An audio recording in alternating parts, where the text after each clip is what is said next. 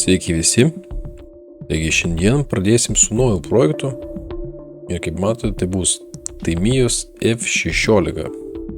Tai yra 32 mastelio modelis, kurį aš darysiu ne visai pagal instrukciją, pagal tam tikrus norus. O norai bus tokie, kad šis modelis bus daromas kaip žydiškas. Tai yra bus jisai rudas, smėlinis. Ne kaip siūlo Tamiya. Dabar aš jums dėžės vidaus turinį nerodysiu, nes galiu parodyti tik detalės pačias, nes viskas matosi va štai čia. Įdomus dalykas štai šios dėžės, kad ji yra padaryta taip, kad jūs galėtumėt savo modelį susidėti ir transportuoti kur norit. Ar tai būtų paroda, ar tai būtų kažkas. Ganėtinai fainas sprendimas, aš labai sveikinu tokį sprendimą. Modelis yra dizainintas taip, kad nusimtų tam tikros detalės jo. Tai kas leidžia modelį daryti gal dvigubai eksponuojama, sakykim taip. Na, dabar apie patį modelį. Taigi instrukciją aš gerai persižvelgiau, jinai yra ganėtinai sudėtinga iš pirmo žvilgsnio. Čia yra du, sakykime, modeliai. Vienas iš tų modelių yra karutis, kurį surinkant galit rodyti savo variklį iškeltą. Čia mes dėja to nedarysime, rinksime tik tais modelį, karutį visiškai praskipinsim. Variklis taip pat nebus išimamas, taigi mes praleisim tokią gerą dalį šio modelio darbo. Vėliau visą kitą kaip priklauso rinksim, tik tiek, kad dar užsakinėsim jam papildomai žydiškas dekolės. Jas aš ir radau.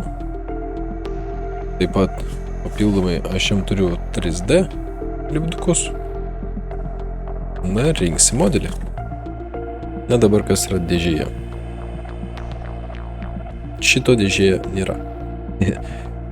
Nupirkau aš jam 3D dekolės, nes man jos patinka, tiesiog pagreitina darbą ir visai gerai atrodo. Toliau imam Tamiyos.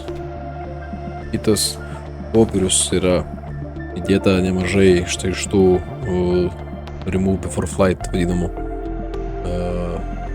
kiruočių. Yra dekolės, yra maskės. Jų kol kas nedraskysim, nes noriu išlaikyti sveiką iki surinkimo. Ir ganėtinai nemaža dėžė yra detalių. Detalės atrodo neblogai. Tikiuosi iš Tamiyos šiaip geresnių sprendimų, negu buvo pas trumpėterį paskutinį rinktą modelį.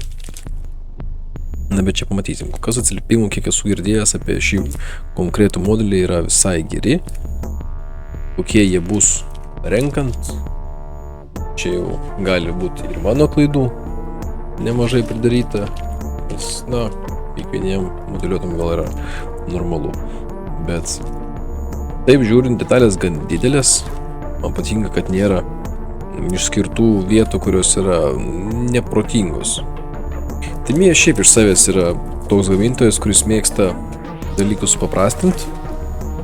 Tačiau jis taip pat yra toks pat gamintojas, kuris mėgsta dalykus padaryti inžinieriškai labai gerai. Ką turiu galvoj? Turiu galvoj tai, kad ypatingai tas galioja jų naujesniem modeliam, kad jie renkasi iš esmės kaip Lego. Kad daugumą detalių galima, pavyzdžiui, nusidažyti išsikirpus ir jas tiesiog surink gražiai. Ir nesimatys, pavyzdžiui, kirpimo vietų, jos yra protingai sukurtos ir susidės taip, kad sujungimai nesimatys irgi. Lyjuosis ten, kur nesimato. Nežinau, kaip yra su šito modeliu dar, bet tikrai žinau, kad tai galioja, pavyzdžiui, jų Lightningui naujam. Dar vienas skirtumas Tamiyos yra tai, kad jie dažnai didesnius modelius daro su normalia metalinė važiuoklė. Štai čia jinai yra. Kas, yra gerai, aišku, gal nėra būtina metalinė važiuoklė tokiam modeliui kaip šis, nes nėra sunkus. Tačiau duotas svoris Tie gamintai būna svorį neduoda, tai svorį jau pats susirasti iš ko ten sudėti, ar iš akmenų, ar iš švino, bet čia jisai yra. Toliau tai ką mėgsta daryti, tai duot varžtukų, susisukt tą modelį. Tiesa, čia yra jų gan nemažai. Bus tai smagu. Na, toliau aišku, guminiai ratai, ratų insertai, vientisa nosis ir 2 tonuoti stikliukai. Vienas gelsvas, kitas šviesus. Toliau, Tamiya taip pat duoda ir štai tokį displėjui pasidėti užrašą gražų. Ir diržumo aprašymus. Tai bus smagu pasidėti kartu prie lėktuvo vadinimu. Tai čia turim kitas detalės. Šiaip, vėlgi, labai norėjau senai rinkti Tamiyos modelį, nes, Tamiya šiokia tokia yra atgaiva po visokių trumpeterių. O atgaiva dėl to, kad detalė dažniausiai sueina taip, kaip jos turi sueiti. Nėra kažkokių tais nesąmoningų dekolių su tiesiog pabirbėjimu prie klaviatūrą ir spausdinimu, kad užteks. Jos būna gan neblogos.